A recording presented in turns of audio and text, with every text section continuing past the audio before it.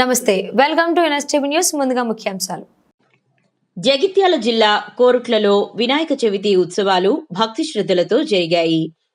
Korutla MLA doctor Kalvakuntla Sanjay తన నివాసంలో గణనాథునికి ప్రత్యేక పూజలు నిర్వహించారు. ఈ సందర్భంగా ఎమ్మెల్యే మాట్లాడుతూ సకల విఘ్నాలను తొలగించే విఘ్నేశ్వరుని ఆశీస్సులు కోరుట్ల నియోజకవర్గ ప్రజలందరిపై ఉండాలి. యావత్ నియోజకవర్గ యువత ఉద్యోగ వ్యాపారాల్లో విజయాలు సాధించాలని ఆకాంక్షించారు. ఆది పూజ్యుడైన గణనాథుని కృపాకటాక్షాలతో మా కొరుట్ల కాన్స్టిట్యూన్సీ ప్రజలందరూ సుఖ సంతోషాలతో ఉండాలని చెప్పి మనస్ఫూర్తిగా కోరుకుంటూ అందరికీ వినాయక చవితి శుభాకాంక్షలు.